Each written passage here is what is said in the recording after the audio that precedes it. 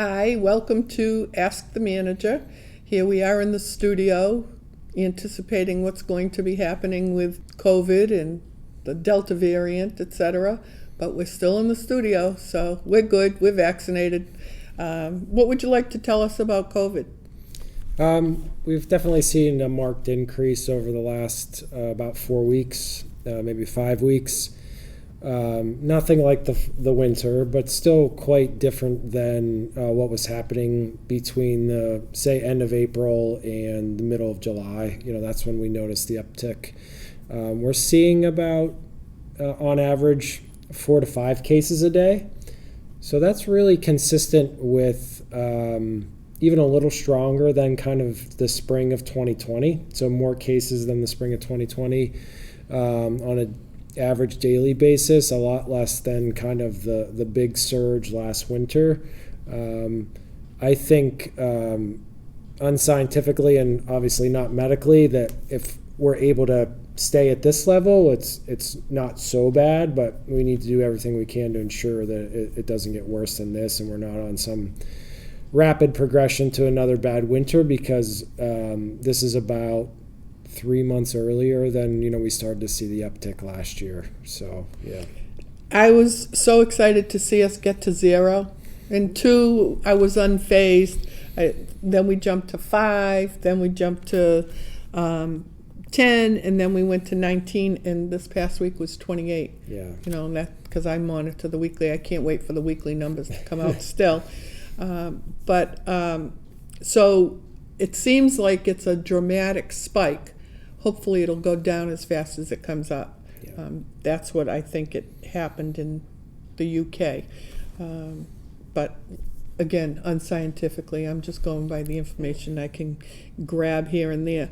Are our employees vaccinated at a good rate? Yeah, very high levels. We got a jump start on that because some of our employees were eligible during the first phase way back in January, police and fire. I don't have exact numbers, but I would not be surprised if we're in the low 90% range. Really? Yeah, during the summer months, we asked anyone that was unvaccinated to wear masks, and I think everyone was compliant that did it, and there was certainly just a handful within the town hall. So yeah, I would not be surprised if it's that high. One of the advantages to the regional healthcare system that we're connected to now is that we had, for example, the communication from Dr. Michael Hirsch, who I think is awesome, on where we were and where the Delta variant was rolling in. And I appreciated having that information directly from him, because I know and have the confidence that he's on top of it. So I think we're fortunate in that case. What about the COVID money? How are you using it, or how will you be using it in the coming months? Yeah, so we still don't have all of our first allocation, so we were waiting to understand when we were going to receive that. So we haven't used any of it yet. We will be working over the next 4 to 6 weeks to develop a plan.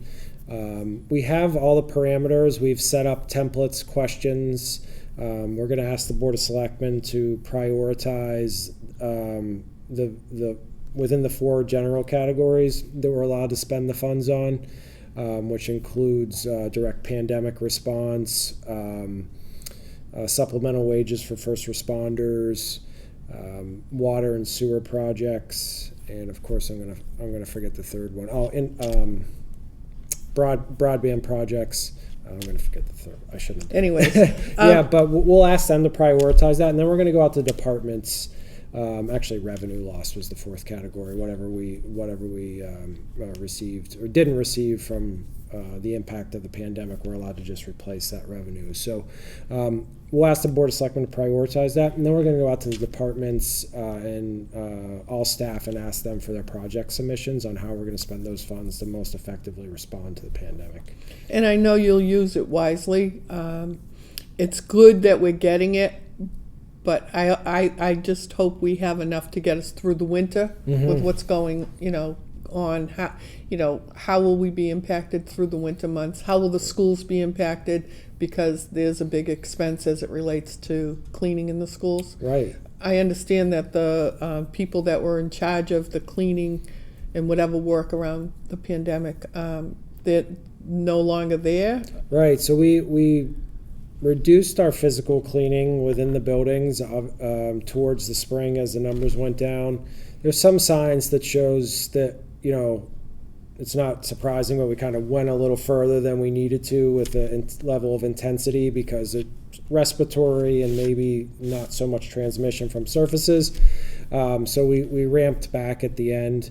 So those folks are not necessarily, any longer employed by us or by the firms that we use or the contractors that we use. But you're absolutely right. I mean, last year it cost well over $3 million for us to manage kind of the school year, town buildings and school buildings and everything else in between. But yeah, it's a significant expense to be able to manage that. And we still have some, ongoing costs from it, like rental of external storage facilities, because, the schools were all kind of based on tables like this. And then, in order to get 6 feet or 3 feet of distancing, we had to go to individual desks. So what did we do with the tables? They had to go to storage. We didn't want to bring the tables back in, to start the year because we didn't know what was going to happen. And thank goodness that we didn't do that. So we still have some ongoing carrying costs, but you're absolutely right. It is expensive to operate in, the pandemic environment and keep everyone safe. So, and when you say keep everyone safe, I think it's really important to not let up, especially right now, as it relates to children in the Delta variant and the children that aren't vaccinated and so forth. So we can't let up. Everybody still needs to be vigilant. We've learned how to navigate the world with all that's happening. We just need to be conscientious about it, and that means everybody, no matter where we are and no matter what our opinions are of it. So we had National Night Out with the police on Tuesday. It seemed to be a successful event. Do you know anything about that? Yeah, I think it was a really successful event. I was so happy. I was out of the office last week, but saw a lot of pictures, a lot of residents there, folks kind of blankets down on the front lawn of the town hall and touring. The Worcester County Sheriff Mobile Command Unit was there. The fire department was there. We had an emergency management trailer there. Parks and Rec table, things like that. So it was good to engage with the community. I saw pictures of little kids sitting in the back of police cars and having a good old time. So yeah, we're looking to do more community engagement events like that and put more of a personal touch on local government. That's nice. Now there's been an awful lot of lake issues. I watched the Lake Quinsigamond Commission meeting, and people are very passionate about what's happening down there. And the police seem to be trying to cover the lake as best they can, but people are really getting out of control as far as the behavior on the lake. Yeah, people don't realize the risk, I think, at sometimes, and they go out there in very powerful watercraft and they're inexperienced and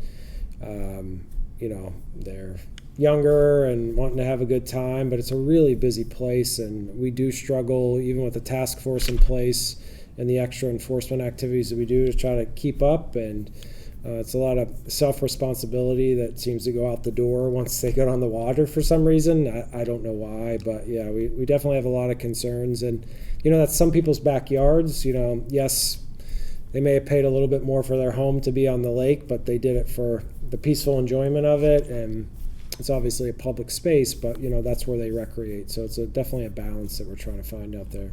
And there's actually some genuine law enforcement issues that have taken place there also. And that becomes very dangerous. And people are renting jet skis on the lake? Yeah, so not necessarily an operation of rental on the lake, but they're going to someone that's renting jet skis, picking them up on the trailer, bringing them to the lake. So yeah, just, even a less, I guess, a little bit less of due care to the equipment that they're on, and probably less experience, just guessing, versus someone who's spent the money and taken courses and wants to operate appropriately. But that's certainly been a challenge.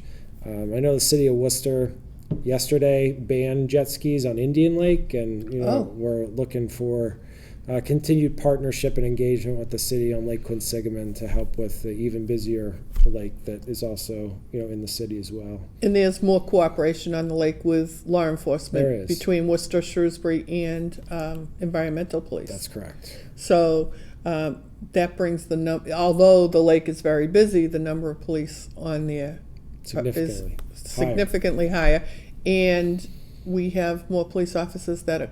Is it called Coast Guard training? Yeah, it's crewman training, I think it's what it's called. Yeah. Sounds better. Yeah. Coast Guard. Go ahead. But yeah, we had, through that task force that was set up by the environmental police, police officer training for, enforcement activities on the water, and rescue activities and things like that. So we're definitely trying to be a better community partner and reduce those types of activities. One of the biggest things that we did this year is we have a police officer that's at the boat ramps. So we've prevented a lot of unregistered boats from getting on the lake. So there's still a lot of activity. We can't be there 24/7 a day, but we do have a very strong police presence at the boat ramp, and you've got to have a registered boat. The boat has to be registered if you want to put it on the water. And they've caught people. A lot, yeah. I've been touring the cemetery a lot lately, and I think it looks pretty good. But I've noticed there have been a couple of stones knocked over, which let me add that I've called Jean Giles with the cemetery department, and she's been great. She clearly has reported it, and they've been fixed. But I think it's connected to lawn mowing. That's my theory from what I see, that the people who are mowing the lawns need to be more careful as they go around the stones. Yeah, I mean, we have had some issues this year. We've had some very wet spells as well, and some of the foundations of graves that may have been 20 or 30 plus years old just need a little bit shoring up. So we've done that as well this summer. But yeah, try to do the best to maintain. But the cemetery does look good overall. And I noticed there's more people walking in the cemetery. Yeah. I'm not one of the walkers. Anyways, when's our next town meeting? We will be planning for one in October, more than likely the third week of October, early on in that week, somewhere 18th, 19th, something. Where will that be held? I'm not sure yet. It's a good question. Probably try to find the largest auditorium that we have, which is likely at the... I'd like to be out of the field house if possible, but we'll just have to really see what the virus is dictating at this point. As you get closer, and then you make the plan. Yeah. Well, even if we have to stay at the high school field house for another meeting, it's not the worst thing. So yeah, we can make some improvements this time again. Right. So we've talked about the water and sewer. There's a lot of testing going on and flushing and testing, and you never know which contractor is there doing what. Lots of activity around the water department. What would you like in sewer? Yeah, so I mean, obviously being the height of the summer, we're into our main replacement work for this year, and we have a few different contractors out working in the area of Main Street, Main Circle, Walnut. They're in that area.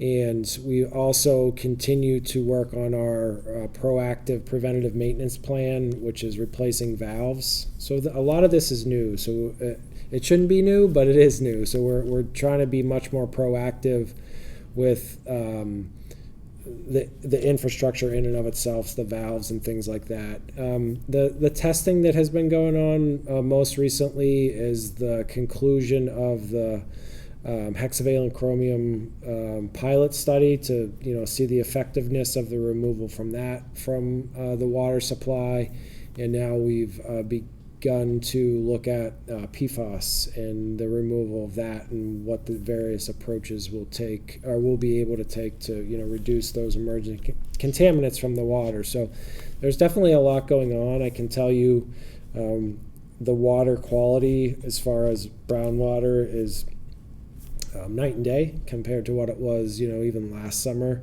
So I'm very proud of the effectiveness of those activities that we've undertaken, and now it's just getting some of those emerging contaminants out of the water. And we've had really successful pilot testing with hexchrome, and we will work with the community to review the costs and the likely effectiveness of those solutions and move forward at that point.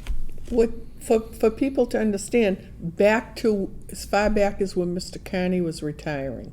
So when you were still in grammar school, no, when Mr. Carney was retiring, there was his final comments were around that there's a lot of work that will be done with the water system, and he emphasized that far back. And as we come forward over the years, it's happening. You're getting done what needs to be done. When you talk about valve changes, do you have an explanation as to why that never happened before and why now, or is it just it's so old now you have to? Well, yeah, I think a lot of it is that. I think a lot of it's the age of the infrastructure itself. It's not that we didn't replace valves that were bad in the past. One of the reasons I think we're finding additional valves that need replaced because it's so critical for that new approach to flushing that we're taking the hydrant flushing. So we have to really be able to close a lot of all of the valves that are within the system, so we can isolate those very short runs and get the velocity of the water to where it needs to be to clean it out. So it's just even more critical that we get all valves working, can isolate the sections and ensure that we have clean water and clean pipes. So that's why it seems like we are doing it a little bit more, but it's because of age and the critical need for all those valves to work. It will help us, in the future, if there's a break, we can isolate smaller sections, have less people impacted by a break, but yeah. And that's just from that contamination. We also have the Harvey Place pump station and Ridgeland Road pump stations where there were tanks that were left in the ground by the town, right? Yes. Yep. And those tanks, or the one near Ridgeland Road, near Jordan, on top of Jordan Pond, revealed some corrosion. And so the research showed that, fortunately, the contamination stayed right in the hole where the tank was, and it hadn't expanded out beyond that. Good thing, because it's right there at the pond.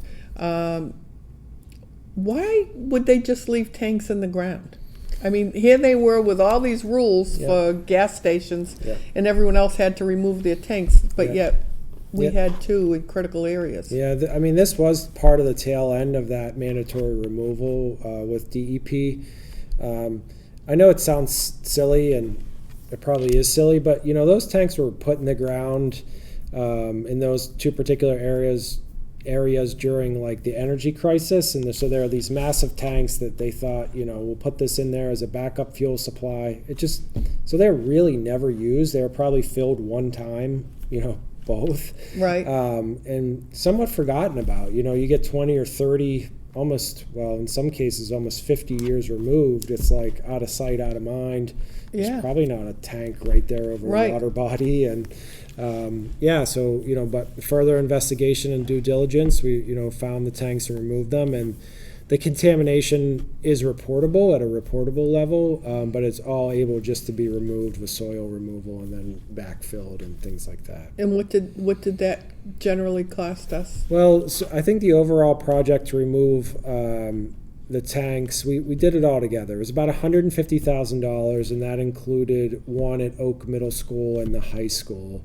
And then I think the contamination at these that you just referenced at those two places cost about an additional $60,000. So a substantial amount of money, but again, not like an environmental. It wasn't an environmental disaster. Yeah, exactly. Also, I think the perspective back in the 60s when those tanks were put there, the perspective of contamination was so different, and we were probably so naive to the impact of that tank then compared to now. So we're making that judgment based on the information we have now, not back in the 60s when it was just put there. Yeah.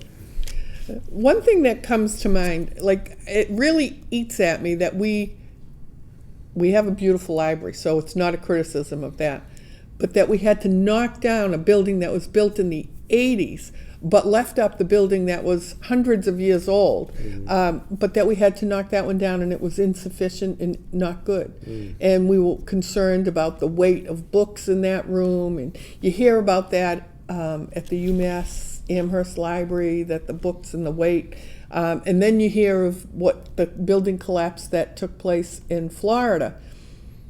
The building in Florida was built in the 80s. Was there something about the 80s that built, is it a coincidence? Or was there something about building philosophies in the 80s compared to what the expectation would be today? Yeah, I don't know, to be quite honest, if any of those things are related, especially related to, our library situation that we dealt with here.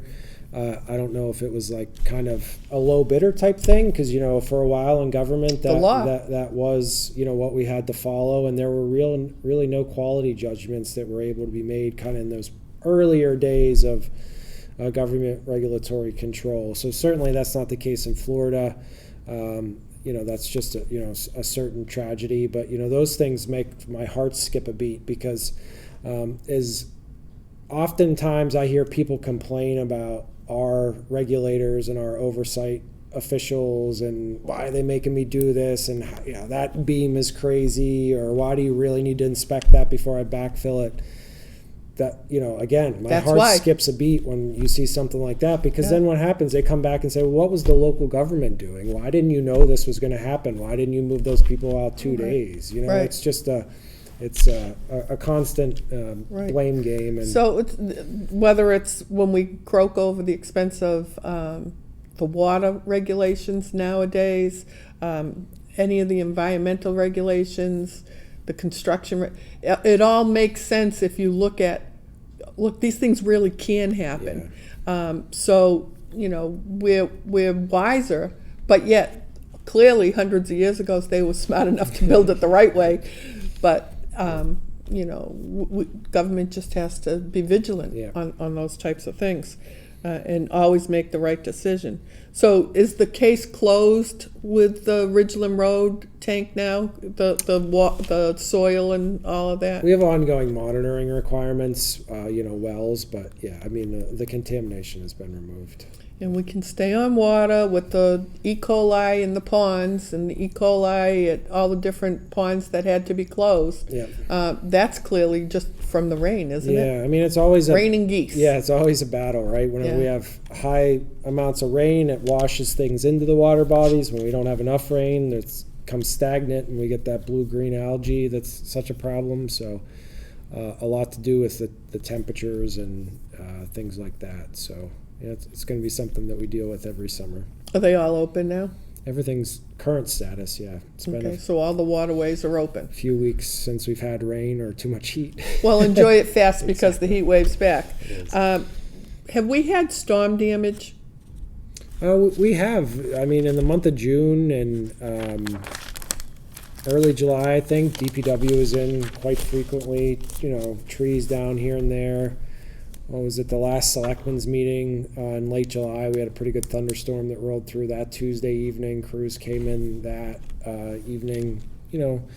Across the 25, 30 square miles of the town, a thunderstorm, impacts us one way or another. So, we always help Selco with trees or whatever. And we've had so much wind. And I think, is there more wind because I'm retired and I'm looking out the window, or was there always this much wind? It just seems that the winds are very strong. Things you pay attention to. Anyways, when we go to the Route 20 project, and we did have $3.75 million from MassWorks, is it the infrastructure program grant? Yep. So it includes road widening, it includes all sorts of sidewalk work and signals and turning lanes and making Route 20 safer. And it's so chaotic down on Route 20 right now, but exciting at the same time. I look at it as the revenue's coming, the revenue's coming. Yeah. But also, the traffic on Route 20 is really significantly heavier than it used to be. And unless you're there during the commute, you just can't even believe the traffic on that road. Is the planning with the state enough for now? Or I think so. I mean, we're able, because of that development project, we're able to, touch a big aspect of Route 20. The goal for Route 20 for the entire width of the town is to make it between 4 and 5 lanes, so whether it has a center turn lane or not, but it will, we always want it to be 4 lanes and very consistent, and proper width lanes, and then additional not trails, but multimodal path, to the southern side of the roadway. So I think that 4 consistent lanes of traffic and removing the bottlenecks. The biggest bottleneck of the overall roadway is the Route 140 overpass, though. So really, that is structurally sound, so it's not something that you really want to mess with since it's such a big project, but it is kind of the most narrow point that we'll have to deal with. If you can tackle everything else that's going to happen, but that overpass is a challenge. So we're able to do a lot of subsurface infrastructure, water and sewer work during this time as well, kind of get it one and done, and then be out of everyone's hair hopefully by next spring. Will this project provide sidewalks along Route 20? Yes. Because I'm still disappointed that we didn't get sidewalks on Route 9 near the bowling alley and in that vicinity, because there's people want to walk, they want to exercise, but they have to have the sidewalk to be safe. Yeah, this section of Route 20 in front of Edgemere and all that's going to have a 10-foot wide multimodal path, so bikes, cars, or not cars, not cars. Bikes, pedestrians, toy cars, things like that. Yeah, because so many of our side streets, I think, do these people have to walk now? It's the commute time. Is there a focus for more sidewalks to really make it happen and not just be, this is the sidewalk budget, oops, we cut it out? Yeah. I mean, because we had to. We're still a little closer to, not having, we don't have the funds in place, but part of the strategic planning that we're going to start later this year, we'll be soliciting feedback, but we've already heard from residents that it's a key priority, and we've got to find a way, whether it's through our own bonding within the tax rate, more than likely, but where we put out borrow $2 million and pay it back over 5 years, and then do $2 million more worth of sidewalks, but we're really only paying $300,000 or $400,000 a year is probably what we're going to have to do. Sidewalks are a little bit more challenging because a lot of the roads in the neighborhoods, the width of the road is what the town's right-of-way is, or what we own. So even though we're putting in sidewalks, it doesn't make everyone else happy when they're losing 8 feet of their front lawn or something like that. But if you look at even just initially focusing on the connector roads, sure. So places like Lake Street, Old Mill Road, Prospect Street, those roads are connector roads, and the traffic on them is much heavier. Harrington Ave. So when there's places where the pedestrian has a sidewalk, whoops, now it's gone. Then they have to jump on the lawn. I just worry that we need to, if we want people to exercise and walk, we need to give them the sidewalks to do that on. And I realize that when we have tight budgets, there's things that need to be cut, but I just think that somehow there's got to be a sidewalk project through the state to have the state support it, and maybe get it through that. And I'm just dreaming, but Congressman McGovern helped us secure $8 million of federal funding through the Invest project. Yes, and that's connected to Route 20 also. It is connected to Route 20. Basically the easternmost portion from Centec Boulevard to the Northborough Town Line. That would be phase one of at least a two-phase project, which would, that section of road, bringing consistency to it, bringing more traffic signals to the area, things like that. And you had a dog nuisance hearing. We did. And what was the result of that? I mean, that was really eye-opening to me. Yeah, I mean, the dog was deemed a nuisance, and unfortunately it had physically assaulted the property owner next door, was an elderly individual. So the board deemed the dog a nuisance, which gave it the most flexibility to put a lot of restrictions in place and ensure that the dog is contained on the property in a safe manner, and hopefully won't happen again. Do you believe that? Well, I have concerns, because there's a lot involved. Any dog can get loose at any time. You have to be super vigilant, and when something like that happens again, and you have the same neighbor next door, and for whatever reason, sometimes I'm not a dog expert, but I've had dogs my whole life, and you wonder why it barks at the neighbor. It's because the neighbor is the threat. You know what I mean? All the time, whether it's a little old lady and or she's not. petrified because the dog attacked her. I mean, and that's just one circumstance. I know if I had taken this case away, and you just think of being the neighbor, having that, whatever the nuisance is with that animal next door, whatever animal it is, it's very frustrating for the neighbor. And people need to really take the neighbor's perspective on it, because they're the ones that have to live with it. And that's just any dog issue that you have, whether you have people saying, those dogs are barking constantly, or that dog, attacked my dog, or my Fifi, or my kid, or myself. I mean, there's so many different things. It's like people need to train their dogs. Yeah, it's a lot of responsibility. Yeah. So I hear that there's a dog hearing, and I can't decide if I want to watch it for the entertainment, or glad that I'm not there, or if I don't want to hear it at all. But that one was outstanding. So now we go to the Beale redevelopment, and that's controversial because, of course, none of us want to add apartments to town. But yet, in order to have a project go through, the developer usually wants to put in apartments. How do you fit that on that? It's a small piece of property, really. Yeah, I mean, it's, what's the total acreage? Around 6-7 acres total sitting there.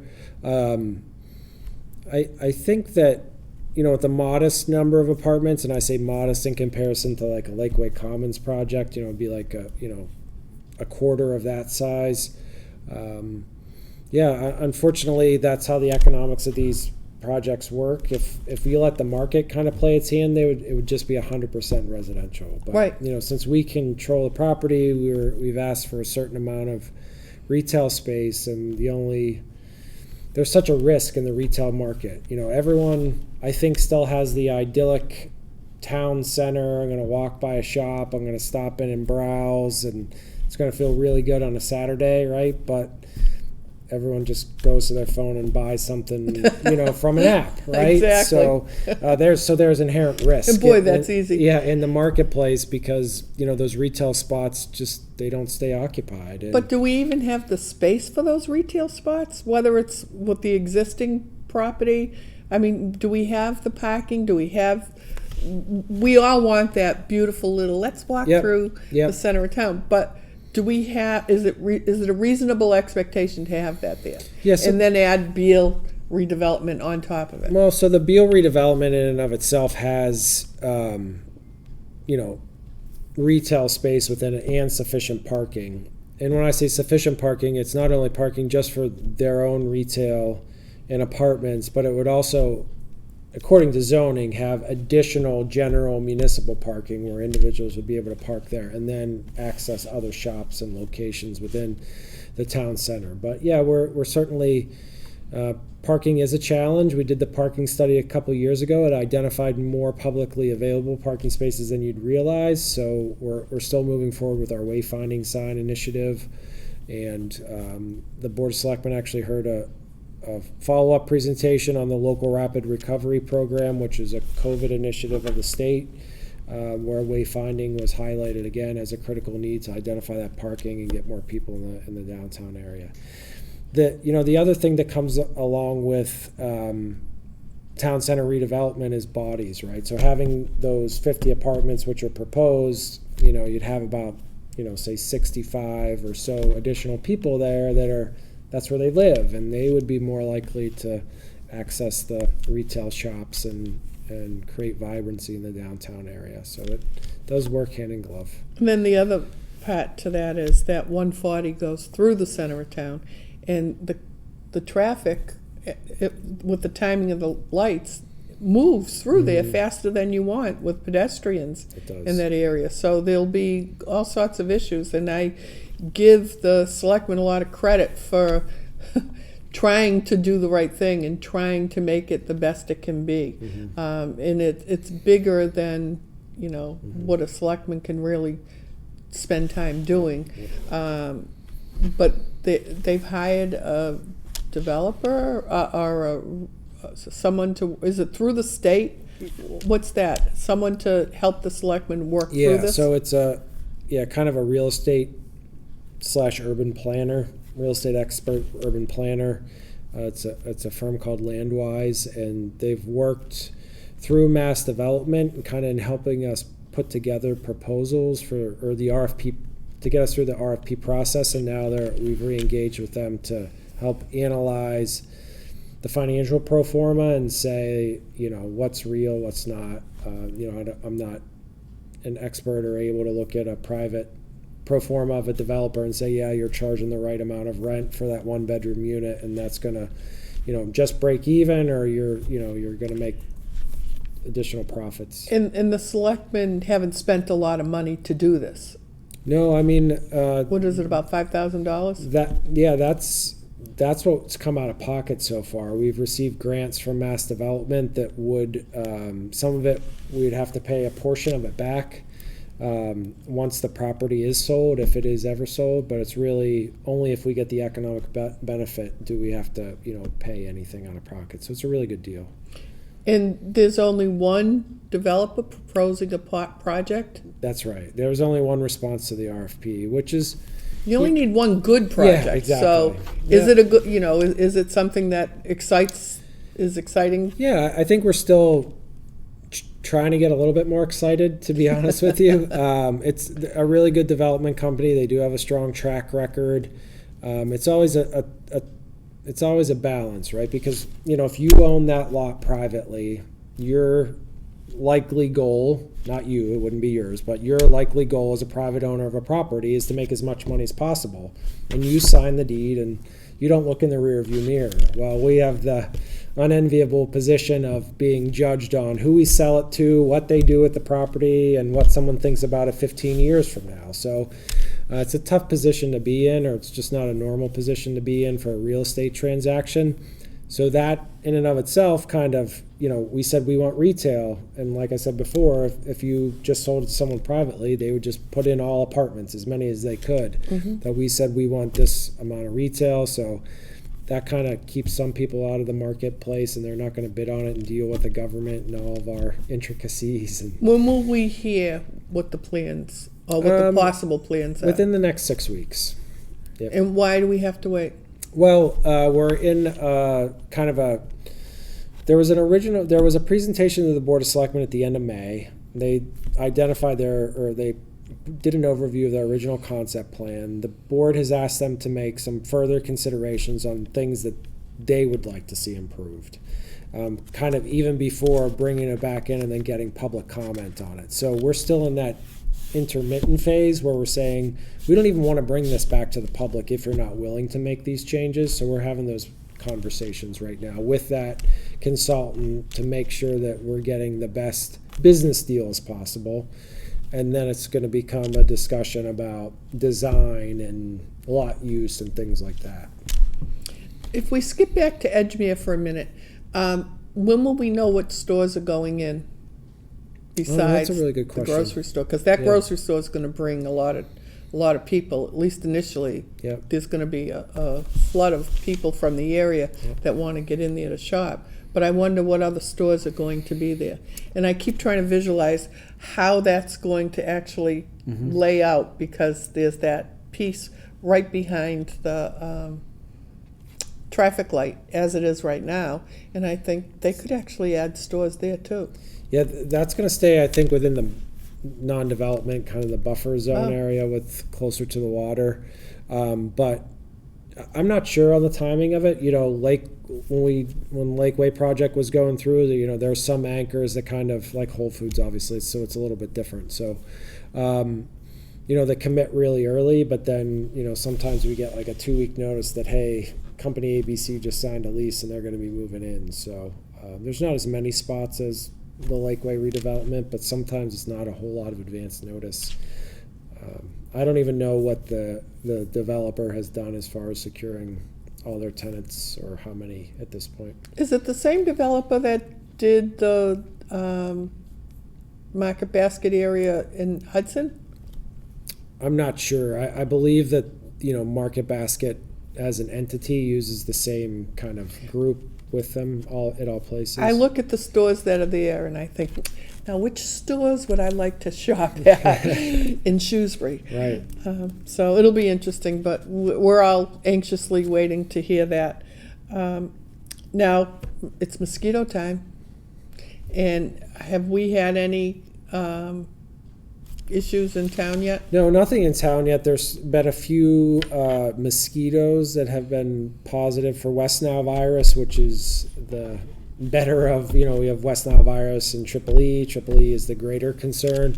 There are a few mosquitoes identified closer or further east having West Nile virus, but activity, knock on wood's been pretty quiet so far, but we're getting into that heightened season later in the summer, and certainly been wet enough and humid enough that they could be a concern, but nothing yet. And the town website had a notice, which I thought, you know, was good, because it's really simple. You got to pay attention to how you dress. You got to use your DEET. Be careful between dawn and dusk, and drain your water in your area. And so when you drain your water in your area, it brings me to the birds, because there are birds that were dying further south, but on the East Coast, I think, and they thought it was, you know, they thought it was a virus. So they said, you know, empty your bird feeders, empty your bird baths, etc. And now they think they've isolated a mycoplasma bacteria. Of course, I'm looking at things that I don't even know if they're official or not, because there's so much out there. And then someone wrote that they thought the birds that died had eaten the circadias, or however you say it, and that could have killed them. So they don't even know yet. But there's still caution around, well, if you empty out your bird baths to get rid of the mosquitoes, then it helps the birds also, because they're trying to keep them healthy. And the Asian longhorn beetlemen are still around, right? They still are, yep. Still no new outbreaks in town, but still documenting. So it's good that they're still monitoring it. Yeah. And as I paid to have trees chopped down in my yard, I thought, now this would have been the perfect time to find the beetles in my yard. I wouldn't have had to pay to chop down the trees, but no, I had to pay. Happen. Didn't happen. No, actually, it's actually a good thing. And we had, with all the shortages, food shortage, this shortage, we had pay-as-you-throw bag shortage. We did. What happened? It's really transportation industry related. Our manufacturer is in South Carolina, and there was some trucker shortages. And, you know, we place our orders and receive bigger quarterly shipments. One of those was scheduled for early July, and it got delayed by 3 or 4 days. So as our New England, so they manufacture in South Carolina, and then they bring them up to warehouses in New England, as a company. And the New England warehouses with Shrewsbury bags were depleted. So they ended up shipping direct from South Carolina FedEx vehicles with bags. So we did have retailers that actually were out of inventory, but within about 5 business days, we doubled all bags that were in town and got some bigger shipments, 2 weeks worth of supply, and now we're back to steady state. The New England warehouse. The shortage is over. Shortage is over. Never, Good. yeah. The trucking issues are over, right? Good. In the area. So now, police station, all you have to do is drive down Maple Ave and you're shocked to see that the land clearing has taken place. The bad news is the trees are gone. The good news is that's where the police station will be. And there's trees that were saved. Right. And there's plans for that to be maybe an inviting place for pedestrians to stop and have a seat, because there'll be some seating around that area. And also that the wall had to be taken down for the curb cuts for the roads. Right. But the wall will be maintained. Yeah, the wall itself will be maintained, except for where we have the roadways in and out. Now, to me, it was very concerning that the steel prices, with the volatility in the market, that with construction, that the steel prices were going to be out of sight, and that was going to really hurt us. As it turned out, the steel bid came just a little underbid, so we were fortunate in that case. Right. And we're hopeful with the rest of the construction materials that we might get lucky all the way through. The other good news is that a lot of municipalities stopped construction plans temporarily, which means there are less opportunities for the contractors. Because there's less opportunities, supply and demand, we hopefully will have some good bidding for the police station as a result of that. Right. It's quite a big project. A lot of municipal work has stopped, and that brings with it a certain group of contractors. So you're right. So materials may be a little bit higher, the labor need a little bit lower. So hopefully, our budget estimates will be balanced out by those two competing interests. And because it's a police station, we're always trying to do the right thing as far as safety in the building, safety outside of the building, and some of that has caused greater expense, but it was all included in the planning because the architects were really good about working with us on that. But I think people will be happy when they see the building. There's a rendition of it. I think there's going to be a poster somewhere near the construction site where people will be able to see it. Yep. And there's groundbreaking. I don't know that we've set a date yet, but it's well planned. The planning's underway. Right. Now, while we're on the police, body cameras. What do you have to say about that? So first, thank you to Senator Moore and Representative Kane, who secured $50,000 for us to be able to purchase body cameras. We are beginning the negotiation process with the unions, and that the main part of that is the development of a policy, when they'll be used, how they'll be used, what happens if this, what happens if that, all those scenarios. So we're not the first to have body cameras, obviously, so we're able to pull from the best and brightest policies that are out there. I'm targeting sometime this fiscal year, so sometime before next June, and I know that's a big window, but it's a completely new initiative, and we want to make sure that we do it right. And there's going to be an ongoing cost, year after year. It's really going to be about $60,000 a year, because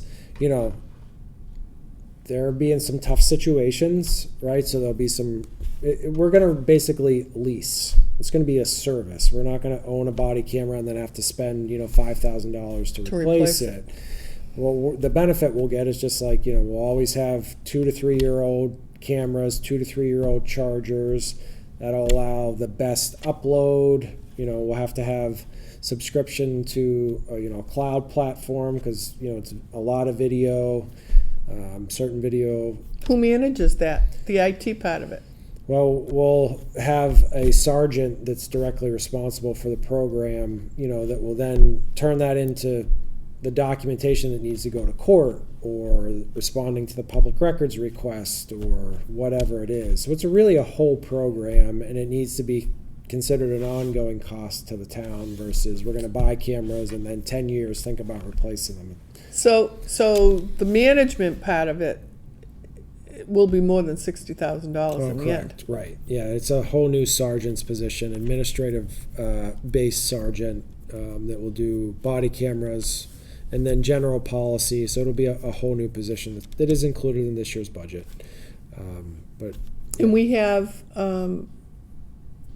issues hiring new police? We've definitely experienced challenges like we haven't seen in the past.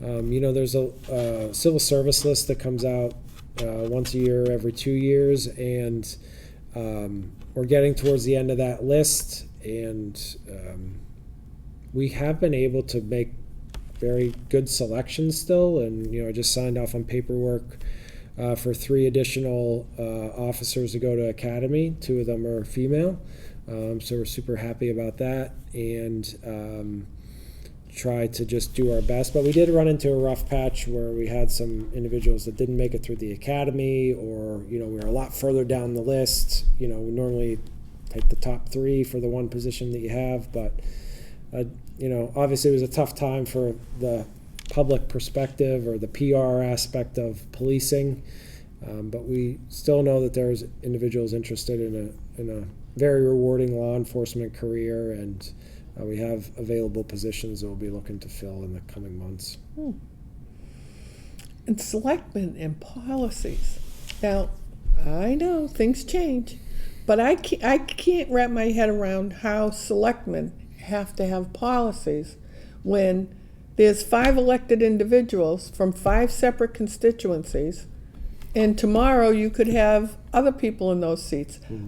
Why, if I got elected as a selectman today, why would I have to follow that selectman policy?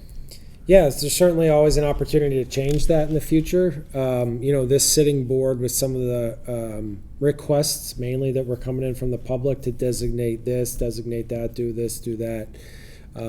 They found the need to bring consistency to the process. I think in the past, really, honestly, on the proclamation policy, which is a new policy, we always used to get kind of the Boy Scout, Cub Scout, Eagle Scout, Girl Scout type requests, and it was ratcheted up a notch. Designate this day as, this, and they just wanted to be consistent. I remember when one of the members of the board, when I was on, wanted to attend all of their parties or events to present those proclamations, which made it mushroom. And it was I remember having this conversation with her, saying, what makes you think everybody on a Sunday wants to spend every Sunday going to somebody else's events when you can't get to your own? Right. And she didn't care because she didn't have a busy life at the time. Well, then when selectmen weren't available to go, when she was no longer on the board, the people were offended. And it's like, she created a monster. Now you have policies around those proclamations. Yeah. It's just, I look at that and I think, you know what? If I were elected as a selectman, I would look at those policies and say, I don't have to follow those policies if I don't want to. Now, I may want to. I may like them. They may be good. Sometimes it's just handing down information and passing it forward through the policy. But I just look at that and I shake my head and I'm thinking, more policies. Can you tell I had to be on policy committees at work? Okay. So the 140 bridge construction, it's amazing. It looked like they were getting ready to pave. Are they? Oh yeah, we're getting pretty close. The project will be done this fall. It's been a couple of years, and they are moving into the latter phases of that. So, yep. It's as crazy as it looks, because there's I don't know what you call those things that stick up to keep you in the right lane. Yeah. It looks busier than it is. Yeah. It actually, once you get into it, it keeps you safe. It keeps the contractor safe, Yeah. but it keeps you as the driver safe in the right lane. But there's just so much going on there. It'll be good. It's actually interesting to see that it's going to be done soon. Right. Yeah, and it won't open up into 2 lanes and all that anymore. It'll be a much safer traffic pattern. Is there a new project on the forefront? Not a major project like that. Obviously, we're paving in the town center right now, Main Street. That's actually going to allow for expanded sidewalk space and less on-street parking in that area, which will help those businesses with outdoor seating, things like that. And the people traveling on that road every day will be so grateful when it's done, because it's been so bumpy for a couple of years. Yeah. It seemed longer than it should have been, Right. but it's getting done. Yeah. And if you've ridden on Route 20 where it's been repaved, you think, So nice. we're going to have this at the center of town soon. Yeah. Okay, so there's renovations to some of the schools. 165 windows are being replaced. Yep. And that's at Oak Middle School, which is the old Shrewsbury High School. How is that not in the project? It wasn't. Yeah, I it was know. never. It wasn't included in the last work when Sherwood was done. We're in the preliminary stages of what they call accelerated repair program for that. We actually have a meeting on Thursday with Superintendent Sawyer and the MSBA, looking for a state match on that project, which would be great. What are the chances? I think very good. Yeah. Good. And Floral Street's getting a roof, which means that's an old building that we're already putting a roof on it. Right. Yeah. That's amazing. I still envision that in my mind as one of our new schools, and Right. here we're putting a new roof on it. Right. And yeah, we're also will be undertaking the roof on the town hall within the next 12 months. So we secured those funds in the capital improvement plan. Nice. So yeah. Nice. So what will you do when you put the roof on the town hall? Will there be any changes to town hall before you put the roof on? I would like to make changes, but we didn't pursue that project. No, well, I mean, we do have some interior changes, just minor things, because we are a little bit short on office space, and there's some new equipment in the selectmen's room to help with hybrid meetings. So the board can really be present on site, and residents can choose if they want to be on site, or presentations can come in remotely and be connected into SMC and really function well and not kind of be patchwork together like we did post-pandemic. So we're trying to make those permanent changes. Good. Now, police asked to share Worcester Public Safety radio frequencies to the FCC. Did that take place? Yes. Yeah. So yeah, we're moving forward with, that's part of the radio project, and how new police radio systems works, and it's a really good partnership with the city of Worcester. And construction is underway on the new tower and all those things. So Great. And time's up. So with that, thanks for watching, and we'll see you next time.